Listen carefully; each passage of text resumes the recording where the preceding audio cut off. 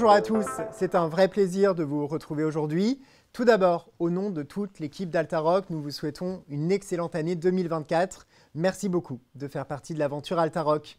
Je suis Damien Hélène, le rédacteur en chef d'Altarock, et je suis ravi de passer cette prochaine heure avec vous. Accrochez-vous, car nous commençons l'année sur les chapeaux de roue. Nous pourrions en parler pendant des heures, mais nous avons décidé de vous proposer un webinar en 4 temps forts. Tout d'abord, nous parlerons environnement macroéconomique et perspectives du private equity. Avec la hausse des taux d'intérêt et l'inflation que nous connaissons actuellement, comment se porte le marché du capital investissement ? Dans ce contexte, comment bien investir en private equity ? Nous commencerons ce webinaire avec l'analyse de Frédéric Stollard, le managing partner d'Altarock. Il répondra aux questions d'Eliott Vincent, le responsable des grands comptes et des partenariats pour la région Sud-Est.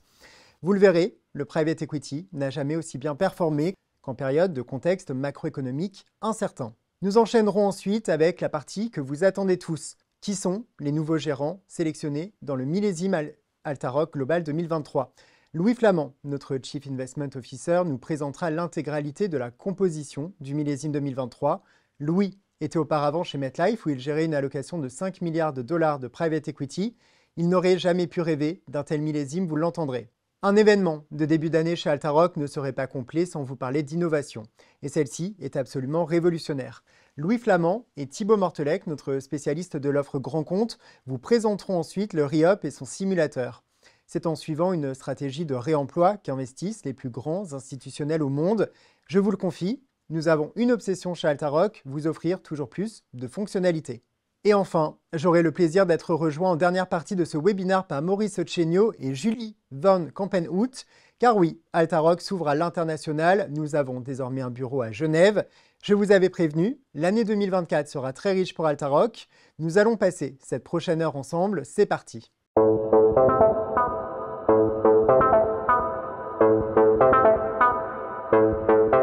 Et pour commencer ce webinaire, je suis ravi d'être rejoint par Frédéric Stollard, le managing partner d'Altarock. Bonjour Frédéric. Bonjour Damien. Figure incontournable du private equity depuis 30 ans déjà.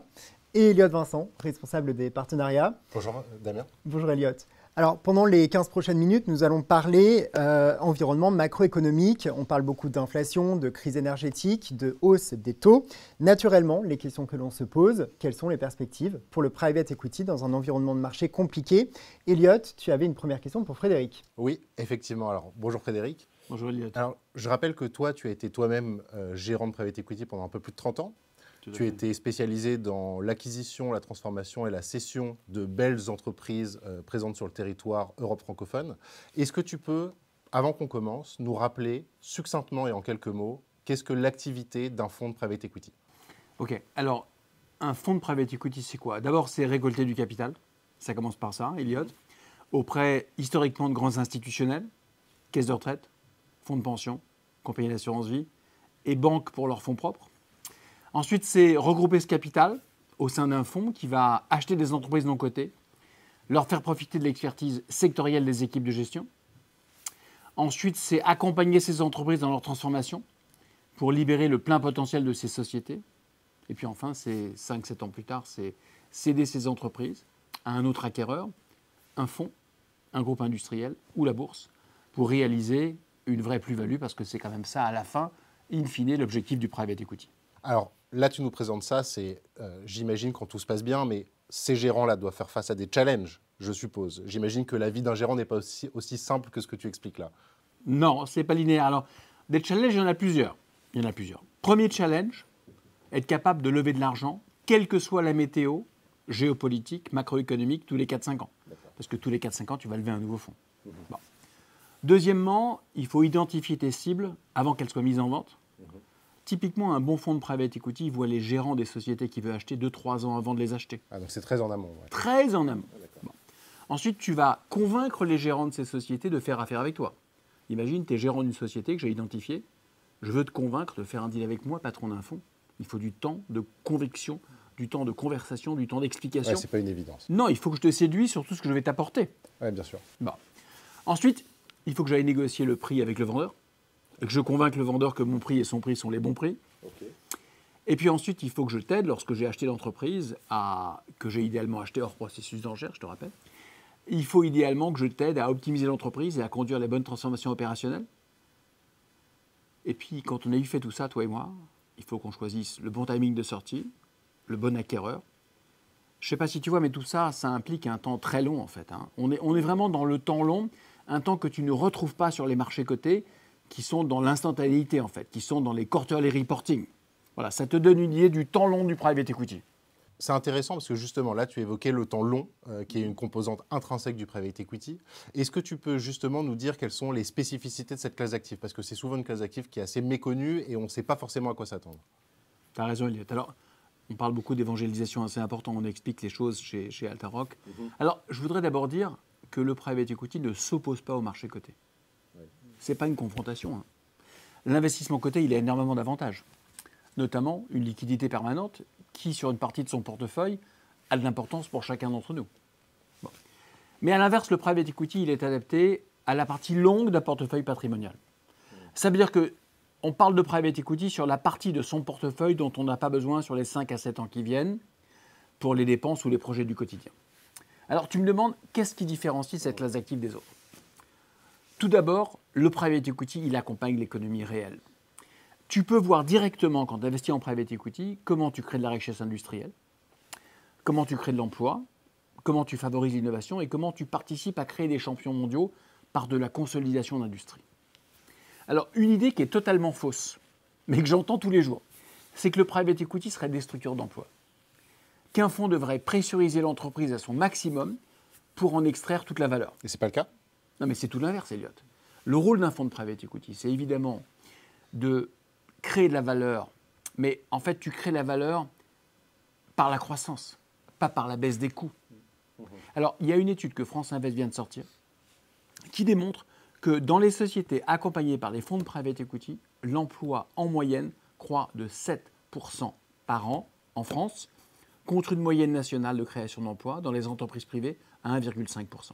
C'est colossal. C'est la démonstration parfaite que le private equity, dans l'économie réelle, sert à créer de l'emploi. Ça, c'est au niveau du sens et effectivement, c'est clair. Maintenant, d'un point de vue purement patrimonial, parce que c'est ça aussi qui intéresse les investisseurs, à quoi est-ce qu'on s'attend quand on investit en private equity d'un point de vue patrimonial? Alors, il y a 3 choses qui vont différencier le private equity des marchés cotés au plan patrimonial. Le premier, c'est la surperformance. Ça, c'est quand même très important. Alors, cette surperformance, Elliot, c'est un point important, elle est démontrée. Elle est éprouvée. Je rappelle que le monde du private equity, c'est un monde institutionnel. Ça fait 60 ans aux États-Unis que les institutionnels investissent en private equity. Ça fait 40 ans en Europe et ça fait 20 ans en Asie. Okay. À titre d'information, l'année dernière, il y a eu 1000 milliards investis dans le monde en private equity. Donc, on en a des tonnes de chiffres. Alors, de combien on parle en performance ou en surperformance par rapport au marché coté? Si on regarde sur les 20 ans passés, en gros, les marchés cotés ont livré en moyenne 5% par an. Le private equity a livré en moyenne 12% par an. Et ce qu'on appelle la Ligue 1 du private equity, c'est-à-dire le premier quartile mondial du private equity, on en parle souvent de ce premier quartile, 20% par an. On parle d'un chiffre qui est net de frais, net de carried interest, net de tout. Alors, on est sur des chiffres presque hors sol, presque stratosphériques. Mais c'est important que les gens se rappellent de ça. Elliot, c'est ça la performance du private equity. Ouais, alors effectivement, non seulement qu'ils s'en rappellent, mais même pour mettre les choses un peu en perspective, parce que tu parlais de chiffres qui sont assez vertigineux, on va dire. Oui. Je rappelle que 5%... Historique. Oui, historique, bien sûr. Tu as raison de le préciser. Et la performance passée n'est pas garantie. Effectivement, et tu as raison de le préciser, mais pour mettre quand même les choses en perspective pour ceux qui nous regardent, 5% par an pendant 20 ans sur un portefeuille qui travaille à plein, ça fait 2,5 fois la mise. Oui. 12% par an qui travaillent pendant 20 ans, ça fait plus de 10 fois la mise. Mais 20% par an qui travaillent à plein pendant 20 ans, ça fait plus de 38 fois la mise. Donc en fait, on est sur des chiffres qui sont complètement vertigineux. Tout à fait. Tu as raison de le rappeler. Alors, je m'arrête là-dessus parce que forcément, c'est des sujets qui intéressent les gens. Quand on parle de performance, on met souvent un risque en face, forcément. Qu'est-ce qu'un investisseur doit attendre en termes de risque supporté quand il investit sur la classe d'actifs? Alors, c'est la deuxième chose qui est étonnante sur le private equity. Il y a moins de volatilité. Il y a plus de performance, Elliot, et tu as moins de volatilité. Alors, avec le private equity, enfin moins de volatilité que les marchés cotés. Avec le private equity, tu n'as pas à subir la volatilité quotidienne des marchés, si tu veux. Elle est anxiogène, cette volatilité. Elle est anxiogène, elle est même difficile à comprendre pour chacun d'entre nous, même pour les professionnels d'ailleurs. Quand tu regardes la performance de tous les fonds de private equity nés depuis 40 ans, je te parle de la performance moyenne des millésimes, elle n'a jamais été inférieure à 7% par an. Quant à l'inverse sur les marchés cotés, on a eu des millésimes à moins 30, à moins 40. Ça veut dire quoi? Ça veut dire qu'en fait, si je peux utiliser un terme familier, on dort mieux la nuit avec un portefeuille de private equity si on sélectionne le bon fonds, avec le bon savoir-faire sectoriel, avec la bonne équipe, et qui dispose d'un historique long, qui lui a permis de faire ses preuves dans des contextes de tension complexes. Les mauvaises surprises, elles sont rares.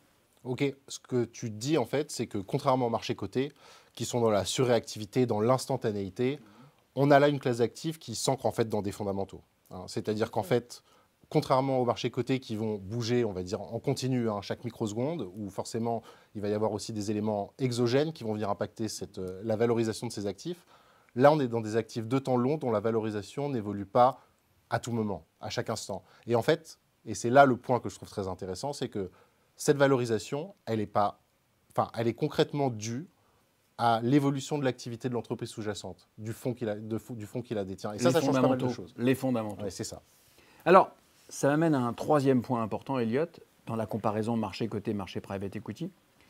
C'est la troisième vertu du private equity, si tu veux. On a vu la surperformance, on a vu la moindre volatilité, maintenant on va parler de décorrélation. Ça veut dire quoi? Décorrélation marché coté, private equity. Ça veut dire que dans la construction d'un portefeuille patrimonial, le private equity ne va pas réagir au même levier que les marchés cotés. Et ça te fournit une vraie diversification portefeuille. Je vais prendre un exemple simple pour illustrer ce que j'aimerais expliquer simplement. Quand tu regardes la performance du private equity moyen mondial, des millésimes durs, 2001, je rappelle la crise Internet, 2008, la crise de Lehman, le CAC a fait moins 51. Eh ben, on se rend compte que ces millésimes-là, ils ont livré en moyenne, tiens-toi bien, plus de 20% net de frais et de carrides par an pendant 10 ans. Et ça, c'est vérifié. Bien sûr, c'est avéré.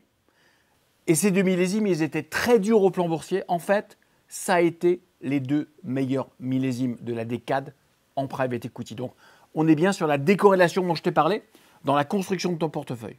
Oui, donc en fait, intégrer du private equity dans son allocation globale, ça permet finalement de ne pas mettre tous ses œufs dans le même panier. Ça permet d'avoir une classe d'actifs qui est décorrélée des marchés financiers sur le plus long terme et ça permet finalement d'apporter de la stabilité à un portefeuille global, si je te suis. Tout à fait, parce qu'ils ne vont pas bouger pareil.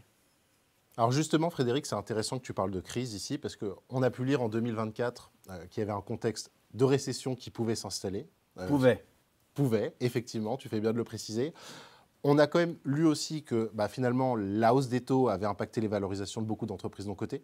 Tout à fait. On a également lu que l'afflux de liquidités qui inondait les marchés et qui profitait notamment au private equity commençait à se tarir. Et on a noté aussi que la hausse des taux d'intérêt, finalement, pouvait impacter les conditions de financement de certains fonds et de certaines sociétés. Dans ce contexte, toi, tu as, comme tu le rappelais tout à l'heure, évolué dans des contextes de tension de marché intenses. Est-ce que tu peux partager ici ta vision du contexte actuel et répondre aux points d'interrogation que certains investisseurs peuvent avoir justement sur les trois différents points que je viens de te citer? Il y a beaucoup de points dans tes points. Hein. Oui, c'est pas faux. Alors, si tu le veux bien, on va commencer par celui qui impacte les valorisations des entreprises parce que c'est peut-être celui qui nous est le plus cité quand on est en rendez-vous avec certains partenaires. OK. Alors, pour expliquer l'impact de la baisse des valorisations et savoir si c'est une bonne ou une mauvaise nouvelle, peut-être que le mieux, Elliot, c'est que je prenne un exemple concret. Ouais. Ce que moi, j'ai vécu en 2007. Ouais. J'étais le directeur général des fonds Sagard. Je l'ai vécu de l'intérieur. Je voudrais essayer de décomposer ce qui s'est passé en 2007. Je ne dis pas que c'est ce qui va se repasser, mais c'est quand même intéressant de voir rétrospectivement ce qui s'est passé. Il s'est passé plein de choses. D'abord, tu as eu l'effondrement des marchés en 2007. Je rappelle, c'est Lehman, c'est la crise des subprimes, c'est la grande crise financière. Deuxième chose, donc les marchés cotés font moins 50 tout de suite. Deuxième chose, tous les fonds américains de private equity qui étaient venus en Europe dans les années 2000, ils rentrent chez eux. Donc tu n'as plus de concurrence à l'achat. En tout cas, tu en as moins. Okay. Troisième chose, tous les intervenants du private equity européen prennent peur. Normal d'ailleurs. Donc pendant un an, tu n'as plus de deal. Alors, il y a souvent un an de décalage entre ce qui se passe sur les marchés cotés et ce qui se passe dans le private equity. D'ailleurs, on a vu fin 22 que les marchés boursiers se sont effondrés. Donc sur le premier semestre, tu n'as pas eu de deal en private equity. Donc, je rappelle ça parce que les gens me posent souvent la question. Alors, en 2008, donc 2007, il n'y a pas eu de deal. En 2008, le marché il a repris doucement. Et une chose majeure s'était produite, le prix des sociétés non cotées, il a baissé très fortement parce qu'il y avait moins de concurrence à l'achat. Plus d'Américains, les fonds de private equity prennent peur. Ça veut dire qu'une très belle société industrielle, qui en 2006 valait 12 fois l'EBITDA. L'EBITDA, c'est le résultat d'exploitation, c'est le mot utilisé par les fonds. Cette très belle société, elle valait 12 fois l'EBITDA en 2006. En 2008, écoute-moi bien, la même société, la même, elle vaut 7 à 8 fois l'EBITDA. C'est incroyable. Tu as moins de concurrence. Et puis son EBITDA, il a baissé aussi parce que la crise l'a quand même impacté, même si elle est belle. Il a perdu 10 à 15%. Ça veut dire que la même société, elle vaut moitié moins en 2008 qu'en 2006. Alors évidemment, tu as moins de dettes pour la financer, il faut mettre un peu plus de fonds propres, mais tu es quand même capable d'acheter cette société 2 fois moins cher. C'est fou, hein? Alors, si tu étais un fonds spécialisé, ultra discipliné, qui sélectionnait au moment difficile du marché des actifs d'exception, ultra résilients, tu as eu la possibilité en 2008 d'acheter des entreprises leader mondial à des conditions exceptionnelles. Tu me suis dans l'histoire? Je te suis, Okay. mais il faut avoir le corps bien accroché quand même. Okay. Quatrième chose. Si tu as eu la discipline de continuer à acheter en 2009 et en 2010, typiquement, si tu as fait ce qu'on appelle du buy and build, de la consolidation, donc tu as acheté ta plateforme cœur et tu rachètes des petits concurrents autour pour créer des synergies. Ces concurrents cœur, tu vas les acheter moins cher que la plateforme de base. J'ai dit que la plateforme de base, tu l'as payée 7 à 8 fois l'EBITDA. Les petits concurrents, tu vas les payer 5 à 6 fois l'EBITDA. En plus, ils ont des synergies. Et tu crées un champion. Tu crées une vraie plateforme stratégique qui aura la valeur stratégique. Donc, tu fais ça. Maintenant, tu as un actif fabuleux qui t'a coûté en moyenne 6 à 6 fois et demi l'EBITDA. Tu ne peux pas le revendre tout de suite. Tu vas devoir être patient parce que la prime stratégique, je rappelle que l'actif valait historiquement 12 fois, tu ne peux pas aller la chercher tout de suite.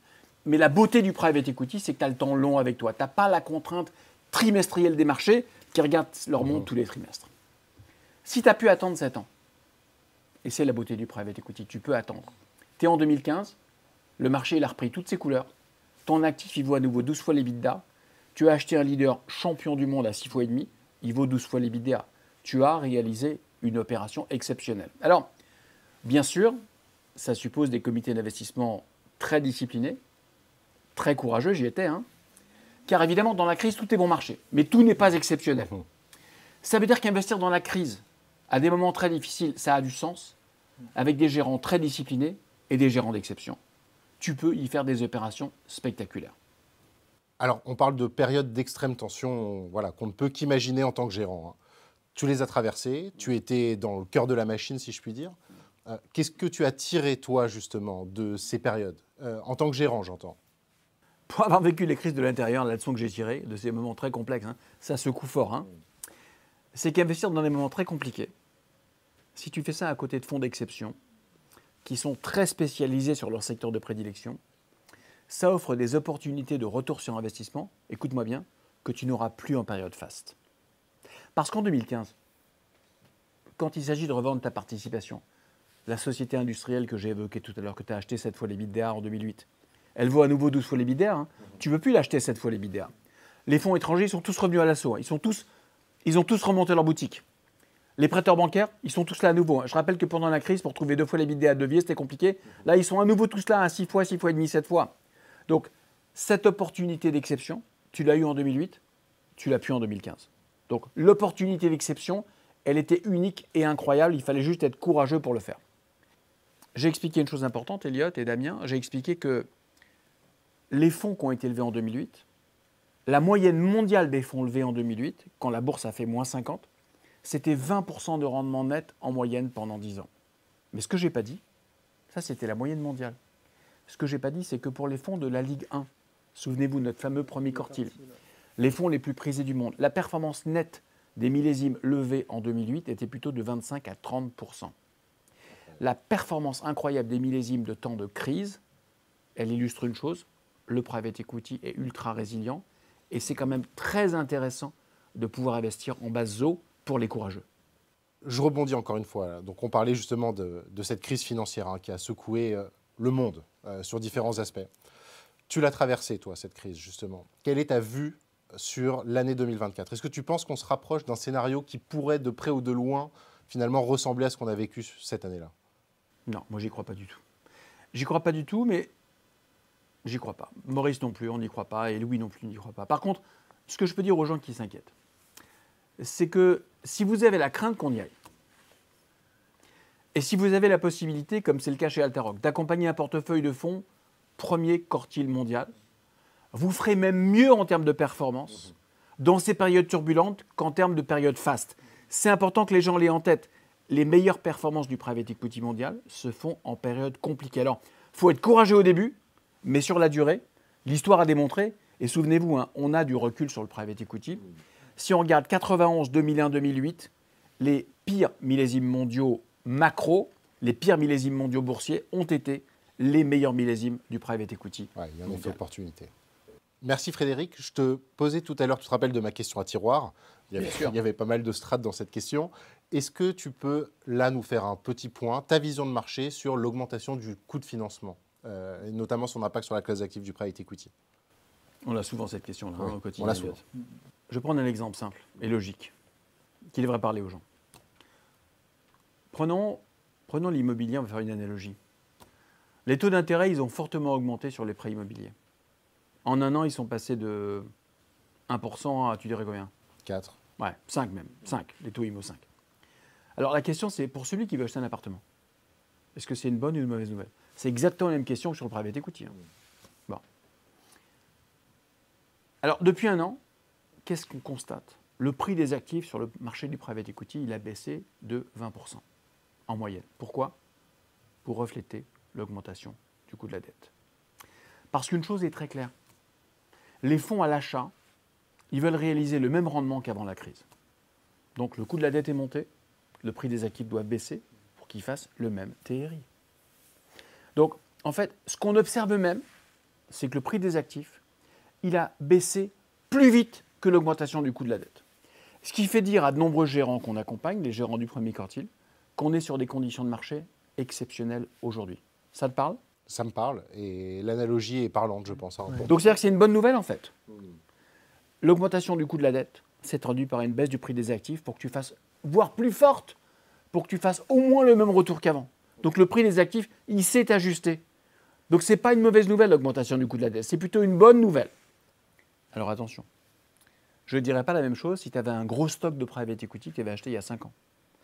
Parce que là, tu ne serais pas acheteur net, tu serais vendeur net. Et que l'augmentation du coût de la dette, elle impacterait évidemment ton stock. Mais pour quelqu'un qui est peu équipé en private equity et qui regarde le marché de façon fraîche, ce qui est le cas de la plupart de nos auditeurs aujourd'hui, ils sont peu équipés en private equity, c'est une opportunité d'acquisition, c'est un point d'entrée sur le marché à des conditions qu'on n'a pas vues depuis de nombreuses années et de tous les avis, je dirais, et de l'avis de tous les gérants qu'on accompagne. Premier quartile mondial, c'est une opportunité exceptionnelle en termes de point d'entrée pour entrer sur les marchés. Je te remercie Frédéric pour ça. C'est assez rassurant d'ailleurs hein, d'entendre ce que tu dis. Je t'interrogeais, c'était la dernière partie de ma question à tiroir, la fameuse. Je t'interrogeais sur le manque de liquidité. C'est vrai qu'avec les taux bas, finalement, on avait beaucoup de liquidités disponibles. Une grosse partie de ces liquidités était fléchée sur le private equity. Ouais. On se rend compte qu'avec la hausse des taux, il y a une raréfaction de cette liquidité. Qu'est-ce que toi, tu envisages? Qu'est-ce que tu vois en fait comme évolution du contexte de marché suite à cette raréfaction? Et qu'est-ce que te disent également les gérants qu'on accompagne? Ce qui est indéniable, Elliot et Damien, c'est qu'aujourd'hui, beaucoup de fonds ont du mal à finaliser leur levée de fonds. Mais ces fonds-là, ils ne font pas partie des fonds champions du monde. Je rappelle pour ceux qui l'ignorent que CVC, l'un des meilleurs fonds européens de private equity d'après nous, vient de finaliser une levée de fonds de 26 milliards d'euros en 6 mois. Colossal. Devenant ainsi le plus gros de fonds de private equity jamais levé au monde. C'est quoi la réalité intemporelle? C'est que les investisseurs institutionnels, ils se battent et ils se battront toujours pour accéder à des firmes d'exception. Parce qu'il y a un écart de performance et de volatilité énorme entre des gérants d'exception comme CVC, qui ont livré plus de 24-25% par an depuis 30 ans, et les gérants moyens du marché qui livrent entre 10 et 12% par an. Alors, ce qu'on note aujourd'hui, c'est quoi? C'est que le marché du private equity est devenu extrêmement sélectif. Alors, il y a ce qu'on appelle, pardon du terme, parce que c'est un anglicisme, un flight to quality. Les gens se rabattent sur l'ultra qualitatif. Les plus grands institutionnels, ils veulent absolument, surtout en temps compliqué et incertain, rentrer chez les meilleurs gérants, et c'est ce qu'on fait chez Altaroc. Donc franchement, ce qu'on observe en étant au plus près du terrain tous les jours, Maurice, Louis, Dimitri et moi, c'est que les meilleurs fonds du monde, ils ont toute la liquidité nécessaire. Les moins bons gérants n'en ont pas. C'est aussi pour ça que les prix baissent. Tu te souviens de la discussion? Mais ce n'est pas un problème pour Altaroc. On ne vise que le premier quartile mondial. Donc là aussi, c'est plutôt une opportunité. Ok, donc si je résume l'essentiel de tes réponses là, ce que tu dis, c'est que pour quelqu'un qui souhaite s'exposer au private equity aujourd'hui, il y a plutôt un effet opportunité, hein, étant donné que les valorisations... Prix d'entrée plus bas. Prix d'entrée plus bas. Un très bon point d'entrée. Super.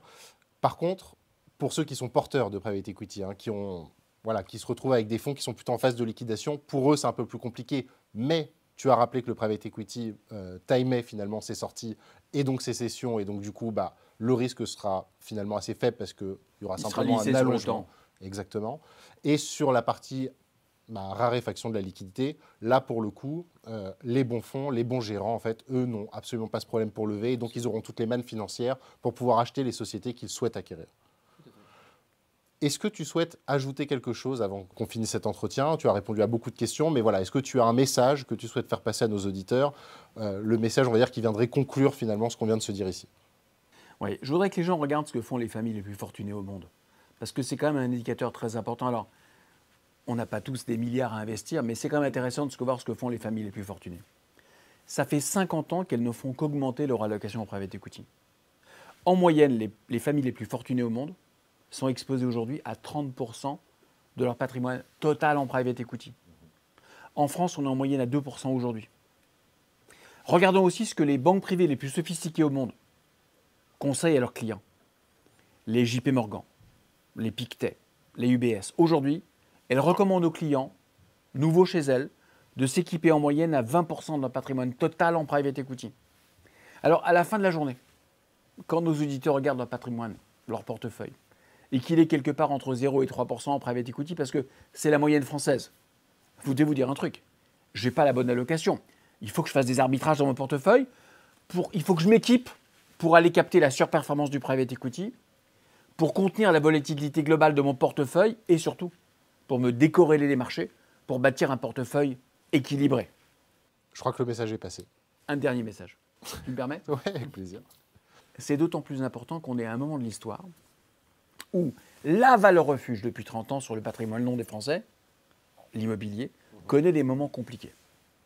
Entre la hausse des taux, la baisse des taux de capi, le Covid et une importance majeure sur la baisse des taux d'occupation, parce qu'il y a beaucoup de télétravail, l'immobilier commercial va connaître des heures compliquées. Donc, si on veut de la performance longue, sur le temps long, c'est le moment aujourd'hui de considérer l'investissement en private equity comme une brique essentielle de son allocation patrimoniale longue. Voilà le message que je voulais faire passer. Je pense que c'est très clair. Merci beaucoup Frédéric, merci Damien. Merci Elliot, et puis merci Frédéric. Donc en résumé, le private equity n'a jamais aussi bien performé qu'en période de crise économique. Messieurs, nous allons maintenant aborder la deuxième partie de ce webinaire avec le déploiement actuel des millésimes 2021 et 2022. Et on vous présentera également les nouveaux gérants sélectionnés dans le millésime 2023. Je sais que vous les attendez avec impatience. Nous accueillons tout de suite Louis Flamand, Dimitri Bernard et Clément Legui.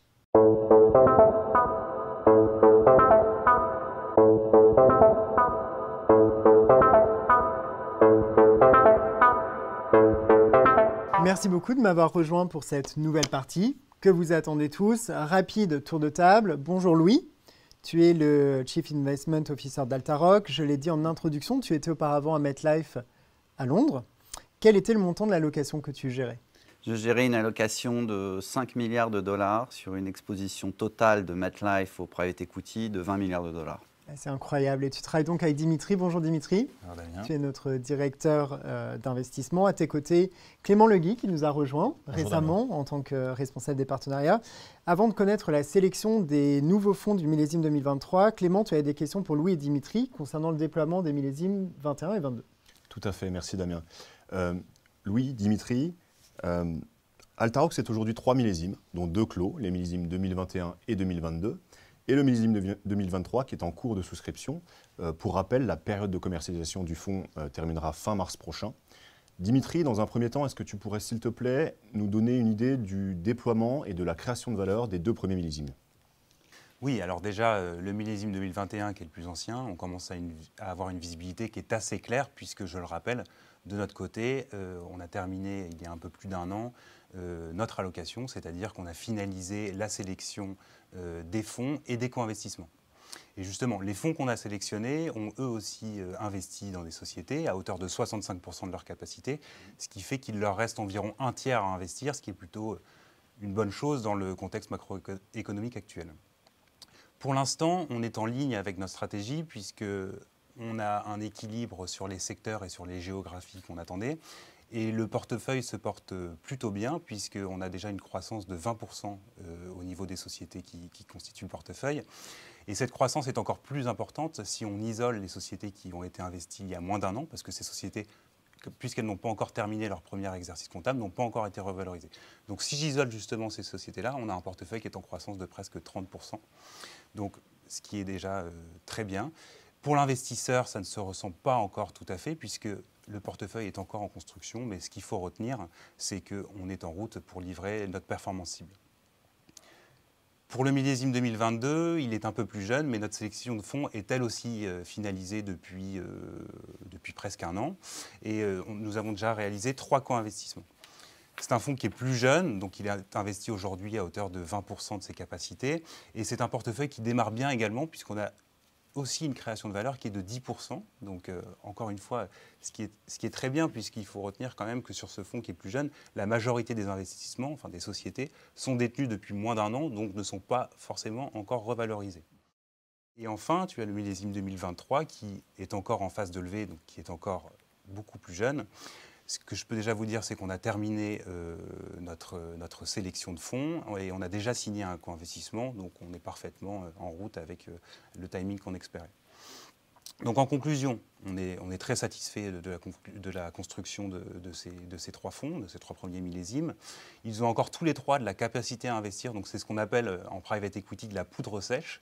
Et justement, cette poudre sèche, ils vont l'utiliser dans un contexte macroéconomique qui est assez intéressant, comme l'a décrit Frédéric tout à l'heure.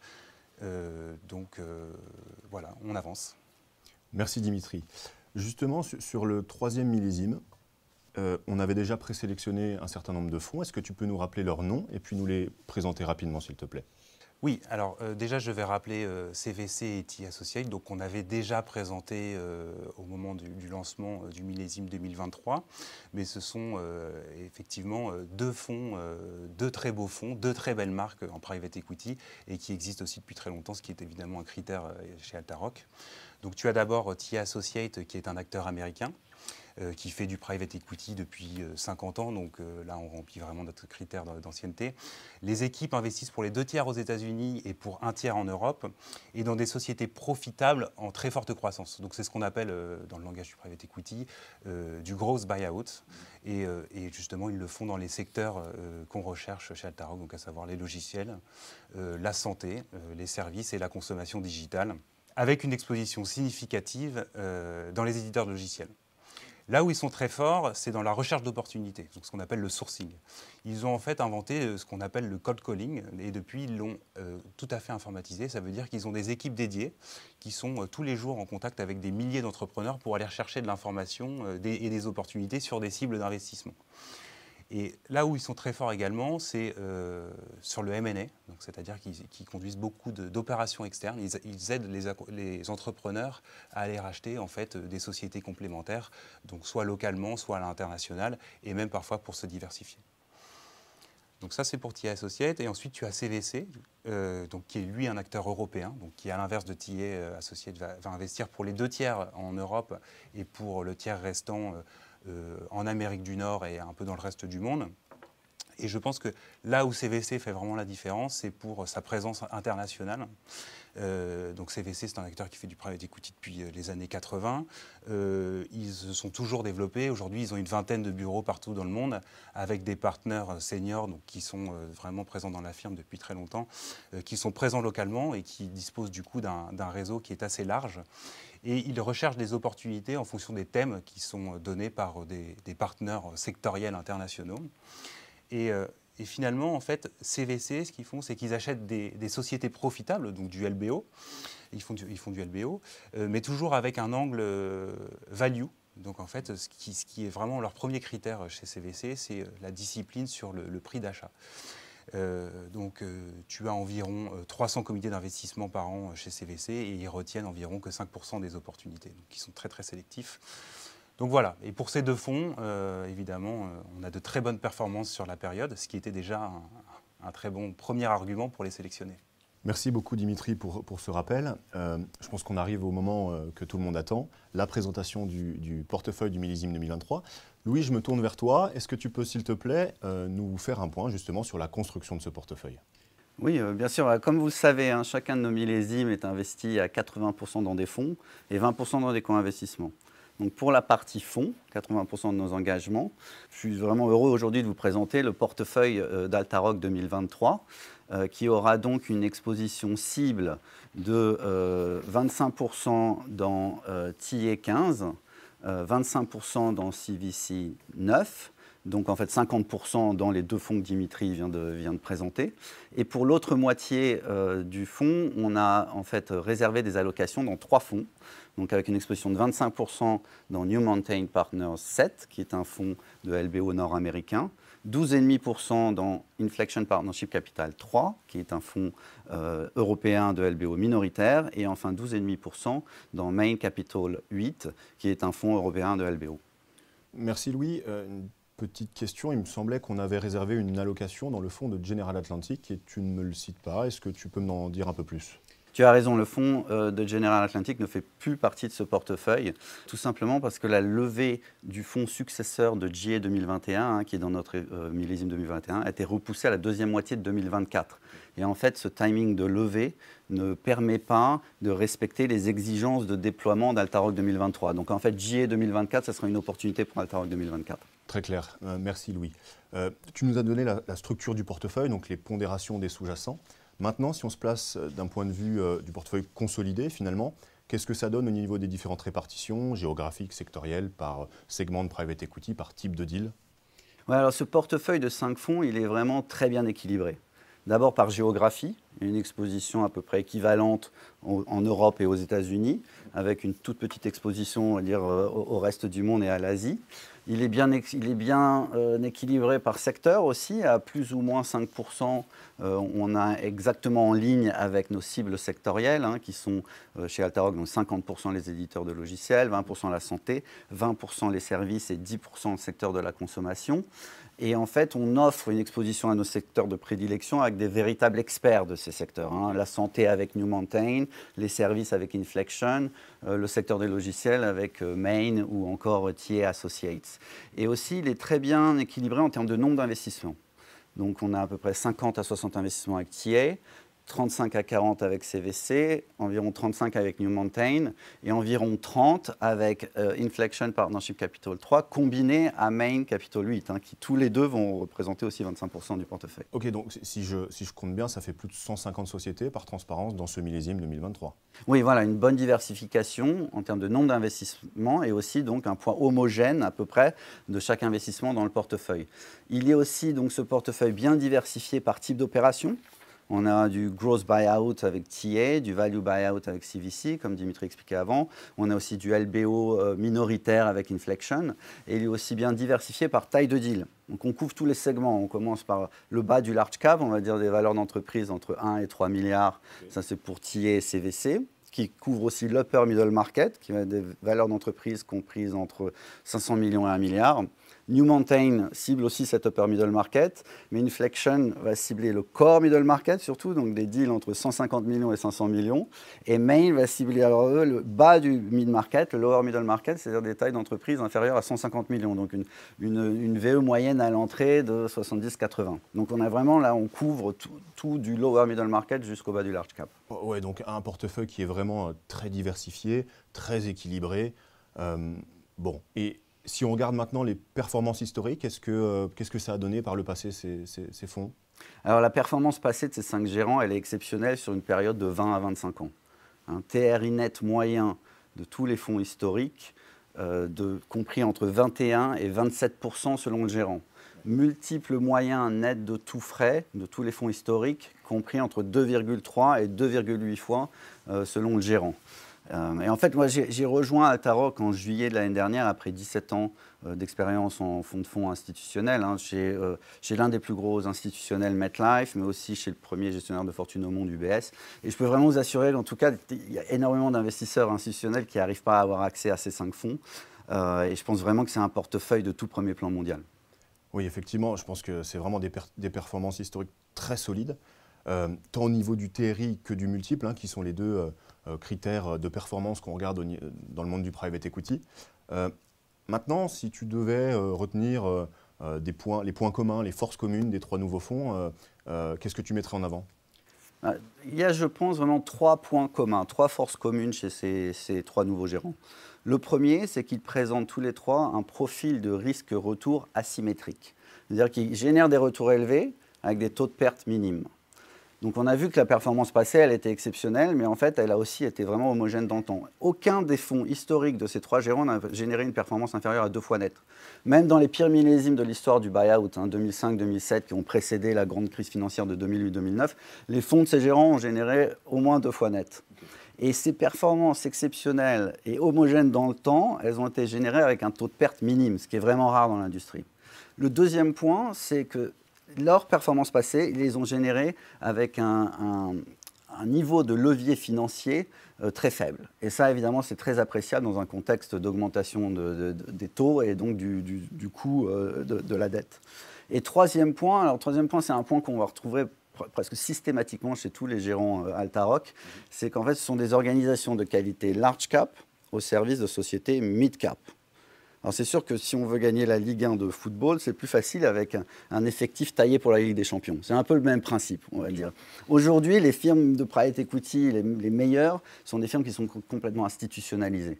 Ce sont des acteurs industrialisés du private equity, dont en fait les performances dépendent plus des processus établis qu'ils ont mis en place que d'individualité. Et ça, en fait, ça nous permet aussi de nous convaincre de la réplicabilité dans le futur de leurs très bonnes performances passées. Ok, très clair, merci beaucoup.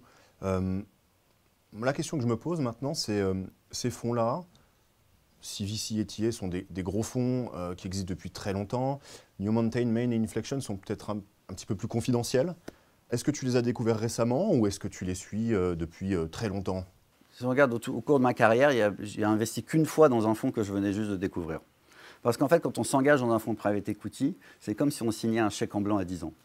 Pourquoi ? Parce que vous êtes investisseur minoritaire avec un niveau de contrôle qui est plutôt faible. Et donc, il est essentiel de très bien connaître ces gérants.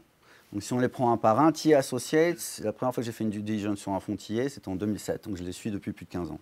CVC, donc l'investisseur institutionnel que je représentais avant de rejoindre Altaroc, est investisseur dans tous les fonds CVC, depuis le premier de millésime 1996. Donc, j'étais membre du comité de consultatif de tous les fonds CVC. J'étais même, en fait, je faisais partie de leur liste de référence, qui m'ont vraiment que les investisseurs qui les connaissent le mieux. New Mountain, j'ai rencontré le fondateur pour la première fois en 2011 à New York. Inflection, j'ai investi avec eux pour la première fois en 2010 et j'ai investi dans tous leurs fonds durant les 8 dernières années, ce qui m'a vraiment permis de bâtir une relation forte. Et c'est ça qui nous a donné accès à ce fonds. Sachant qu'aussi l'un des 2 cofondateurs est un ancien d'Apax, donc le courant est plutôt très bien passé avec Maurice Chéniaud. Et enfin, Main, je les ai rencontrés pour la première fois à peu près il y a 4 ans. À l'époque, je les trouvais c'était encore un peu trop tôt pour investir, mais j'avais envie quand même de les suivre. Et depuis, ils sont vraiment fortement institutionnalisés. Et surtout, je dirais que leurs actions et résultats ont été cohérents avec leur discours. Et en fait, c'est un gérant qui n'est pas facile d'accès.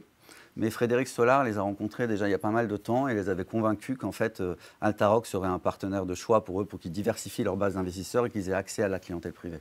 Ok, donc si je devais résumer, vraiment, ces fonds, les fonds dans lesquels on investit, on les connaît vraiment de longue date parce que ça nous permet d'en avoir une connaissance très fine, très intime finalement.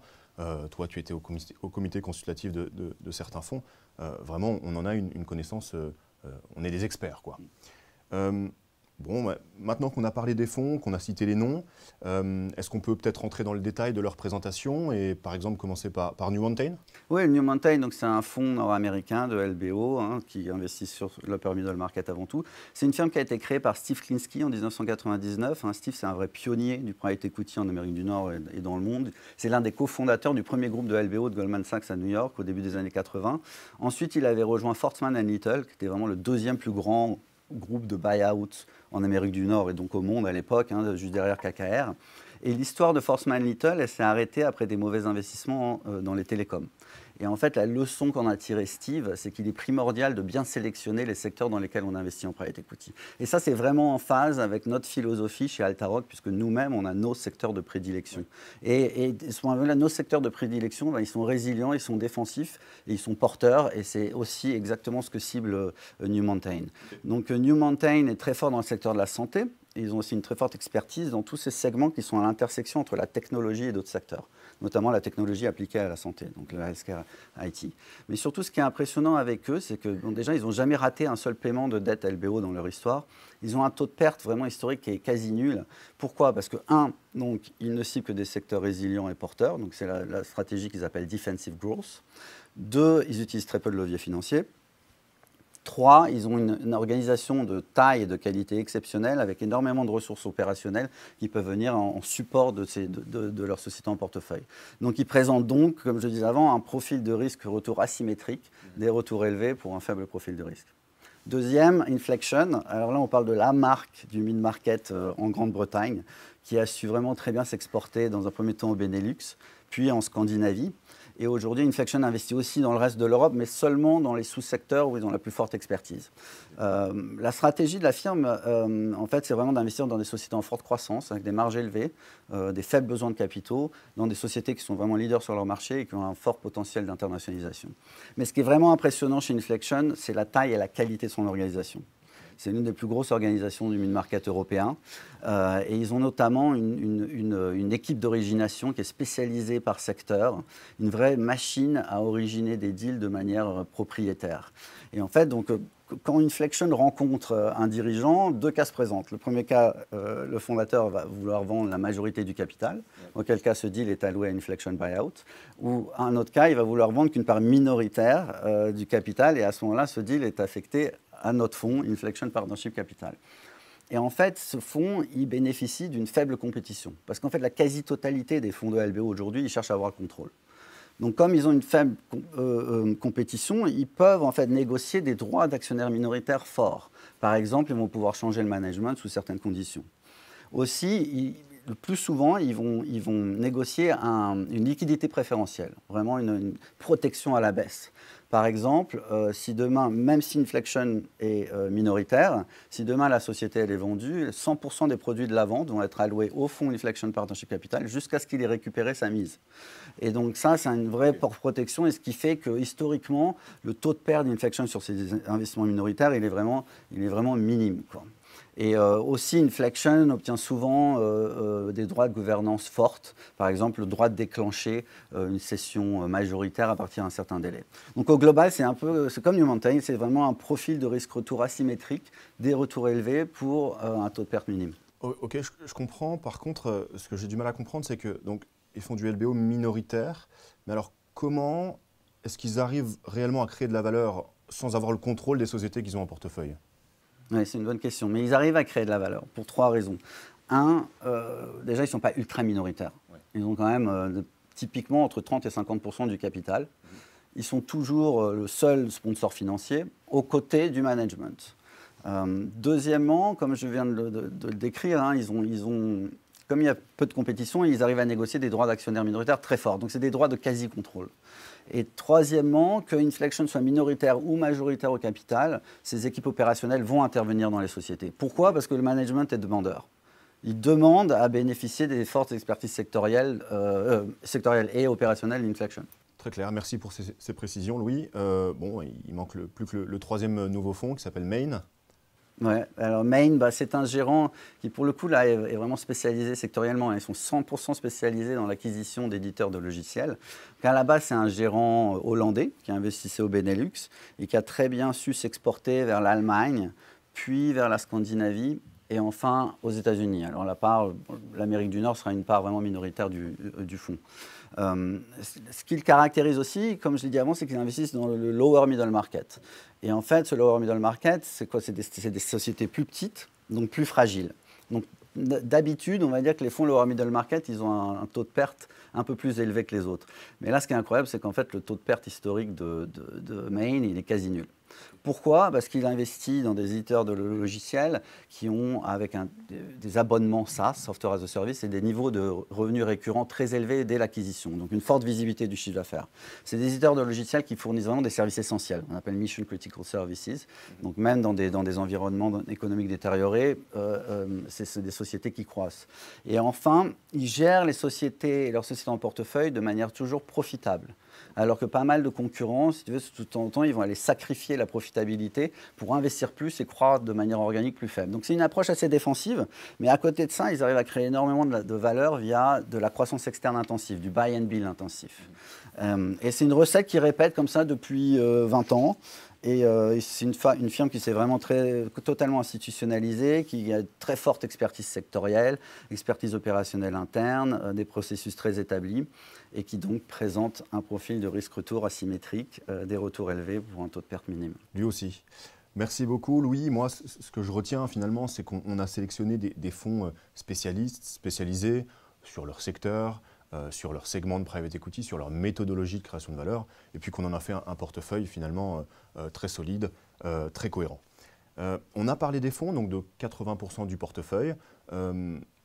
Dimitri, je me tourne de nouveau vers toi. Sur les 20% restants, les co-investissements, est-ce qu'on a eu l'opportunité, je crois que oui, on a eu l'opportunité d'en réaliser ou pas encore sur ce millésime? Comme on le disait tout à l'heure, le millésime 2023 a déjà commencé à investir, notamment avec un premier co-investissement. Et ce co-investissement, on l'a fait dans une société norvégienne qui s'appelle Visma. Et pour reprendre un peu le terme que disait Louis tout à l'heure, c'est une société qui a un profil de risque-retour très asymétrique, c'est-à-dire un potentiel de retour assez élevé pour un risque plutôt faible. Visma, c'est en fait un éditeur de logiciels qui propose des solutions qui simplifient la vie des entreprises, donc qu'elles soient petites, moyennes ou larges. Elle leur simplifie la vie en fait sur des problématiques qui sont principalement liées à la comptabilité, à la paie, à la gestion des ressources humaines, à la gestion de leurs factures. Et c'est une société qui est en fait très internationale puisqu'elle est présente dans le monde entier. Elle fait l'essentiel de son chiffre d'affaires en Europe. Et d'ailleurs, justement, en parlant de son chiffre d'affaires, elle fait presque 2 milliards, elle fait plus de 2 milliards de chiffre d'affaires en euros. Donc, ce qui est assez important. Dans cette société, on co-investit aux côtés de HG. Donc HG, c'est un acteur qu'on connaît très bien, mais surtout qui a un historique de performance qui est assez exceptionnel dans le monde des logiciels B2B. Et en plus, ils connaissent parfaitement la société puisque ça fait 17 ans maintenant qu'ils l'accompagnent. Oui. Nous, ce qu'on aime dans cette société, c'est déjà parce que c'est un éditeur de logiciels, mais elle a toutes les bonnes caractéristiques d'un éditeur de logiciels. Ça veut dire qu'elle a une base de clients qui est très diversifiée. Donc Visma, c'est plus d'1,5 million de clients différents dans le monde entier. Elle fonctionne avec un modèle de revenus récurrents, donc plus de 90% récurrents, avec un taux de résiliation qui est assez faible, très très faible, moins de 2%. Et Visma, c'est aussi un leader dans son domaine, c'est-à-dire que elle consolide son marché, elle fait beaucoup d'acquisitions externes. Elle a racheté en 20 ans plus de 150 sociétés et le marché reste encore plein d'opportunités. Et enfin, elle croît à plus de 12% en organique et depuis 20 ans et elle cible un taux de marge qui est proche de 30%. Donc quand on dit que c'est une société qui fait 2 milliards de chiffre d'affaires avec un tel taux de croissance, c'est quand même assez important. Donc voilà, on est très heureux d'amorcer le fonds 2023 avec une société de cette qualité. C'est passionnant. Franchement, je pense qu'on pourrait en parler pendant des heures. Merci beaucoup à tous les trois. Vous venez de le voir, le millésime 2023, c'est donc doté de gérants au track record exceptionnel et qui sont complémentaires, comme l'expliquait Louis. Frédéric, Maurice, Louis et toute l'équipe d'investissement ont à cœur d'aller chercher les plus belles pépites parmi les fonds de private equity. Je vous propose désormais d'aborder une innovation majeure chez Altaroc. On peut même parler d'un outil complet pour piloter sa gestion patrimoniale. Il s'agit du Re-Up et Thibaut Mortelec va tout de suite nous présenter cette stratégie de réinvestissement dans les millésimes et va même nous proposer de la tester avec un simulateur. C'est tout de suite.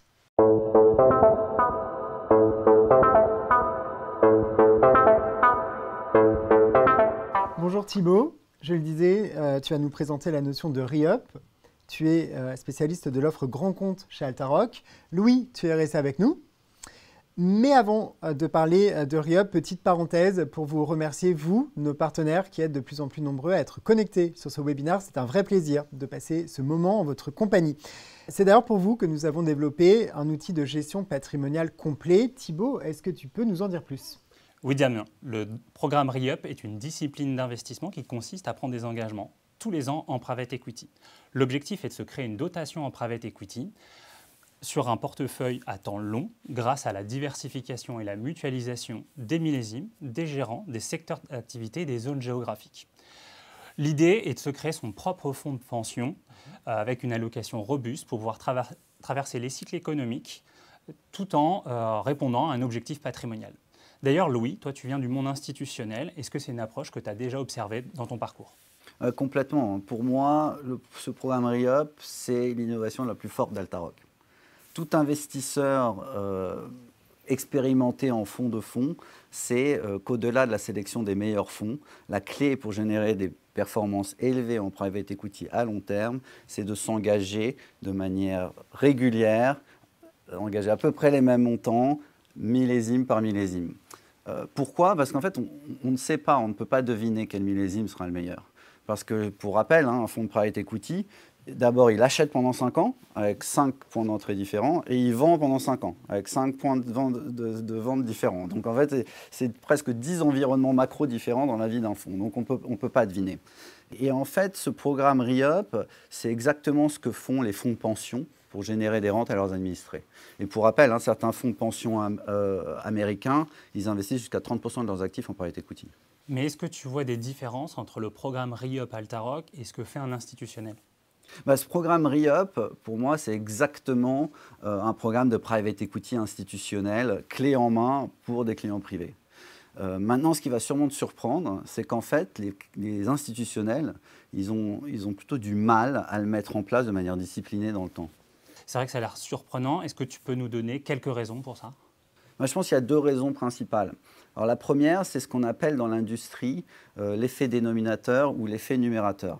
Alors, disons qu'un institutionnel décide, c'est sa gestion des risques, il décide qu'il ne va pas investir plus de 10% de ses actifs dans le private equity, ou alors pour des raisons réglementaires, il ne peut pas dépasser ça. Donc là, je fais mon trait de fraction.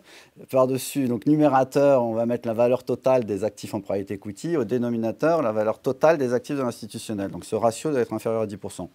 Si au dénominateur, vous avez en fait, par exemple, dans vos actifs, vous avez des actifs cotés et la valeur, elle s'écroule.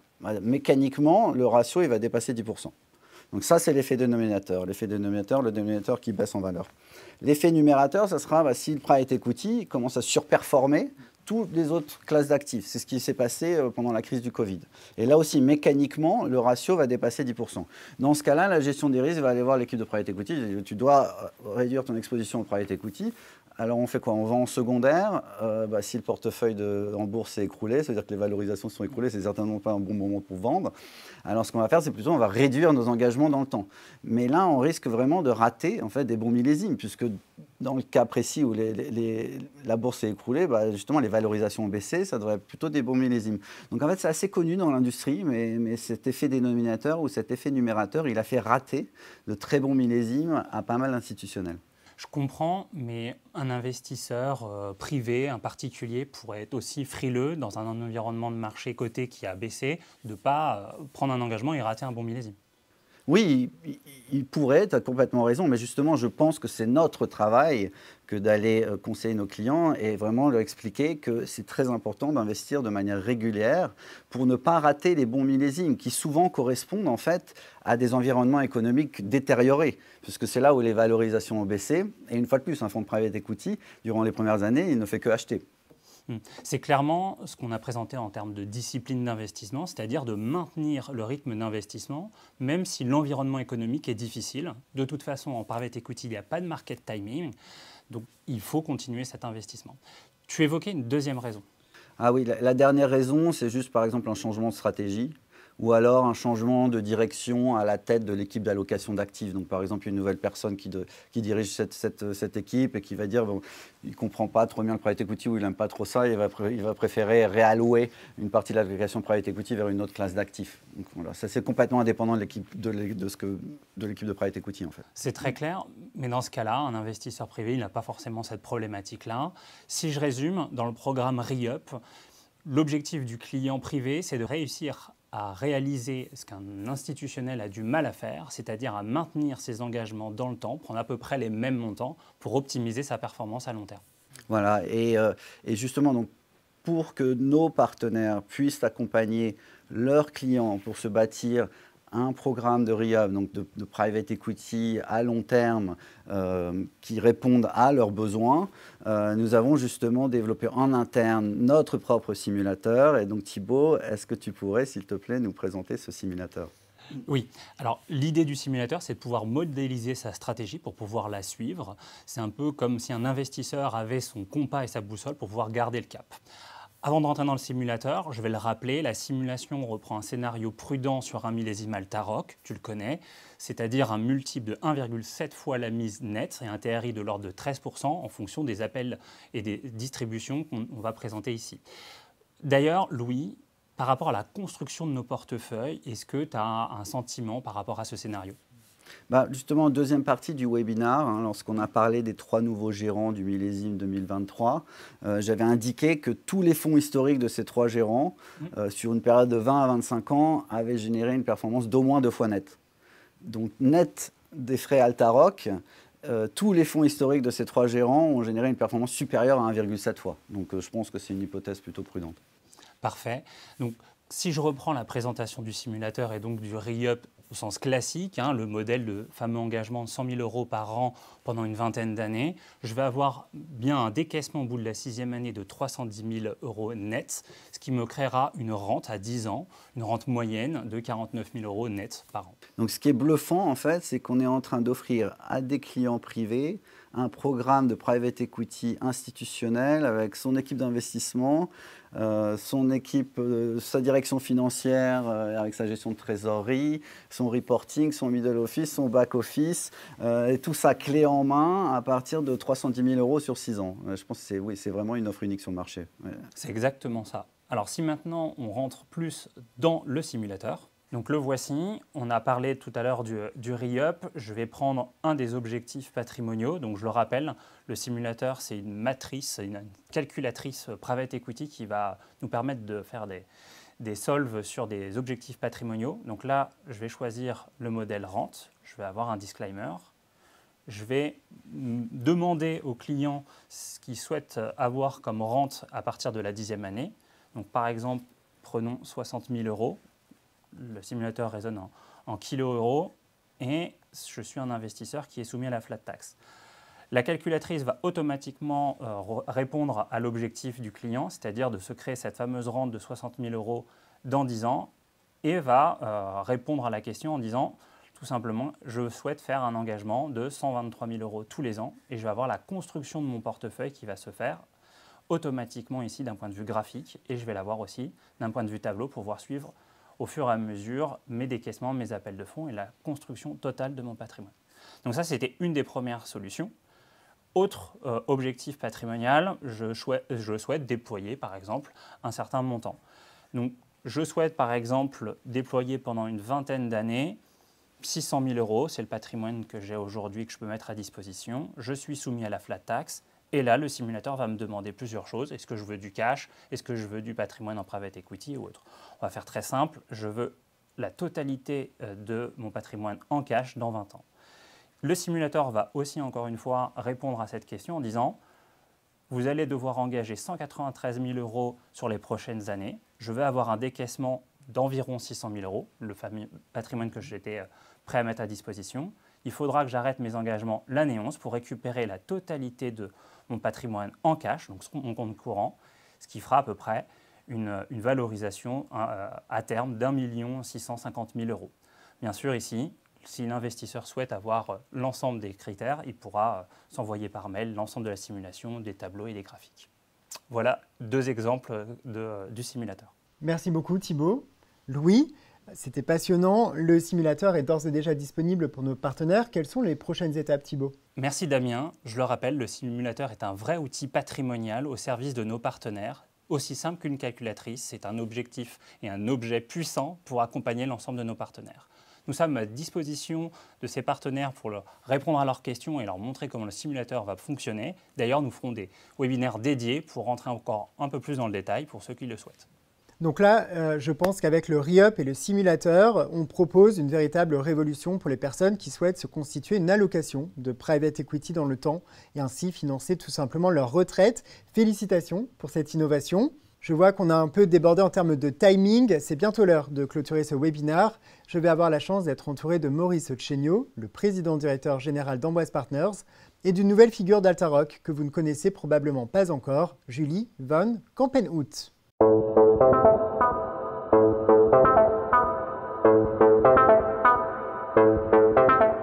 Bonjour Maurice, c'est un vrai plaisir de vous avoir aujourd'hui. Bonjour Damien. Alors, vous n'êtes pas venu seul. Bonjour Julie. Bonjour Damien. Alors, Amboise Partners a donc ouvert un nouveau bureau à l'international. Nous avons un bureau à Genève. Maurice, est-ce que vous pourriez revenir sur les ambitions internationales d'Amboise Partners ? Oui, merci Damien. Bien, clairement, dès la création, dès le lancement avec Frédéric de notre activité retail sous la marque Altaroc, nous avions clairement identifié que le marché du retail en private equity en Europe est très en retard par rapport aux États-Unis.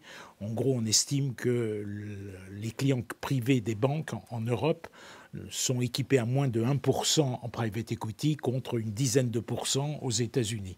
Donc clairement, nous voulions dès le départ offrir notre gamme Altaroc, aussi bien en France bien évidemment, mais sur le reste de l'Europe. Mais il y avait 4 préalables à accomplir en anticipation. La première chose, c'était qu'il fallait prouver que notre offre produit fonctionnait.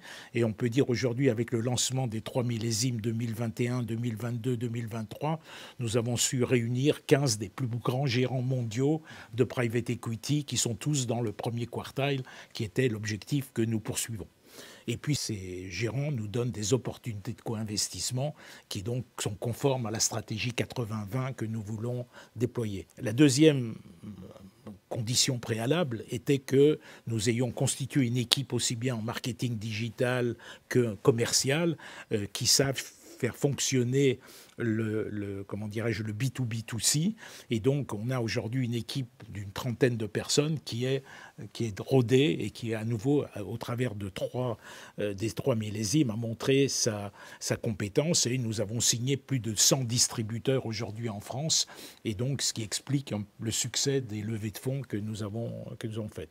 Le troisième préalable était bien évidemment la plateforme technologique, puisqu'il faut que nous ayons un portail investisseur, un portail distributeur. Il faut que le onboarding puisse se faire en moins de 7 minutes, qu'il faut que le reporting puisse être fait. Et il fallait tester toute la fiabilité de cette plateforme technologique. Et chaque jour qui passe, nous améliorons sans cesse cette plateforme. Et donc nous pensons que nous sommes prêts aujourd'hui pour déployer cette plateforme à l'international. Et bien évidemment, il y avait un 4e préalable pour aller à l'international, c'est qu'aujourd'hui, au niveau de la France, nous commercialisons nos produits au travers de fonds de FPCI, de fonds professionnels de private equity, mais de capital investissement. Mais pour attaquer l'Europe, il faut un véhicule plus international, un véhicule luxembourgeois. Et nous sommes en phase de confirmation, d'homologation d'un LTIF luxembourgeois qui va être disponible dès le 1er avril prochain et donc qui nous permet d'adresser avec un véhicule approprié juridique la réglementation. Donc, fort de tous ces préalables réunis, nous avons lancé le recrutement d'une équipe et nous avons commencé par la Suisse. Et donc, je suis très heureux d'accueillir aujourd'hui, elle est déjà parmi nous depuis quelque temps déjà, Julie qui va nous présenter notre filiale en Suisse. Bonjour Julie. Bonjour, tu es donc la Head of Switzerland. Pourrais-tu te présenter et pourquoi as-tu décidé de rejoindre l'aventure Altaroc ? Bien sûr Damien, avec grand plaisir. Alors peut-être juste avant de me présenter, te dire à toi et à Maurice bien sûr et à toutes les équipes que j'ai jamais autant cru en un projet comme celui d'Altaroc. Donc je voulais vous remercier de m'avoir fait confiance pour amener cette fantastique aventure jusqu'en Suisse. Je voulais aussi me présenter brièvement, mais plutôt pour vous expliquer pourquoi mon parcours m'a conduit vers le private equity et vers Altaroc. Donc, j'ai 17 ans d'expérience dans les marchés financiers. J'ai commencé en 2007 dans le brokerage, plus précisément donc dans les sociétés cotées. Pendant 10 ans, j'ai épluché les actualités des sociétés, je les ai transmises à mes clients qui étaient à l'époque des gérants de fonds. Donc vous comprendrez pourquoi les belles histoires et les cas d'investissement font partie de mon ADN. Donc j'ai fait ça pendant 10 ans, c'était une expérience très enrichissante, mais j'avoue que j'ai toujours eu beaucoup de mal à gérer la volatilité des marchés. Donc, en 2016, j'ai rejoint l'asset management. Et là, en Suisse, j'ai distribué des fonds d'investissement aux banques privées et aux gérants indépendants, sur Genève principalement. J'étais toujours dans le monde des sociétés cotées, mais avec moins de volatilité, certes. Mais je dois dire que ma grosse frustration a toujours été de voir qu'il était difficile pour ces gérants de surperformer de manière durable leurs indices. Donc, voilà ce qui m'a finalement amené au private equity, qui finalement réunissait le meilleur des deux mondes. Finalement, dans le private equity, j'ai quoi? J'ai des belles sociétés, des belles histoires, moins de volatilité, et je retrouve des gérants qui sont capables de surperformer significativement et durablement. Donc voilà, donc ça c'est vraiment pour la partie private equity. Dire oui, mais pourquoi est-ce que j'ai rejoint Altaroc? Alors, Altaroc, c'est une fantastique aventure. J'avoue que je n'ai pas réfléchi longtemps avant de rejoindre la société, parce qu'Altaroc réunissait tout ce que je recherchais. Donc déjà, de rejoindre des personnalités emblématiques de la classe d'actifs, comme vous, Maurice, et Frédéric Stollard. Mais Altaroc, c'est aussi une société qui est leader et pionnière dans ce qu'elle fait. Ce sont des équipes qui sont hyper dynamiques, qui sont habitées finalement par un seul projet. Donc on est tous dans le même bateau, je trouve ça fantastique. Et puis je pense qu'il faut aussi rappeler ce que c'est Altaroc aujourd'hui en quelques chiffres. Donc après 3 ans d'existence, c'est 50 personnes au siège à Paris. Donc 2 personnes à Genève, Antoine Duchiron et moi-même. C'est 7000 clients privés investis dans les fonds. C'est donc 3 millésimes qui fonctionnent.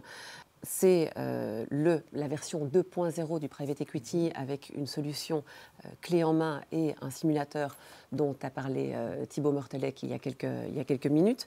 Donc voilà, tous ces éléments pour vous dire, et vous comprendrez, donc tout comme Maurice, la Suisse, c'était pour vous une évidence, et bien finalement le private equity et Altaroc pour moi c'était une évidence aussi.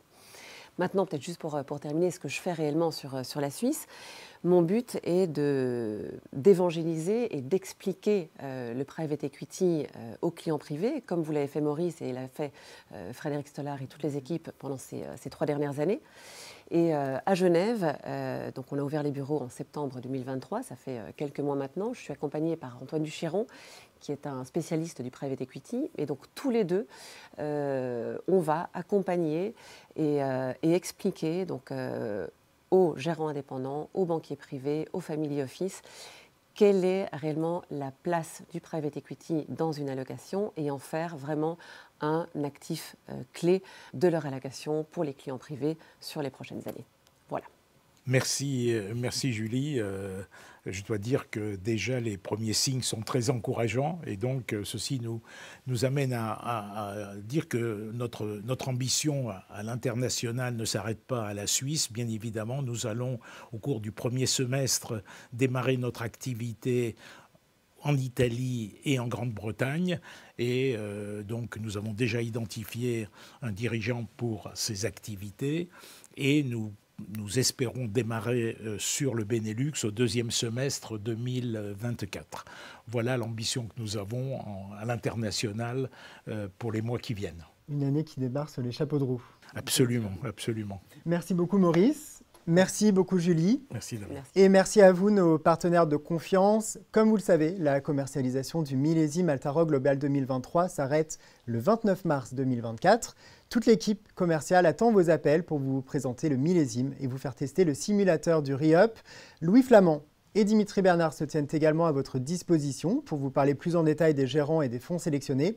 Et enfin, Thibaut Mortelec se fera un plaisir de vous expliquer personnellement la stratégie de re-up. C'est la fin de ce webinaire. Un grand merci à tous et je vous dis à très bientôt.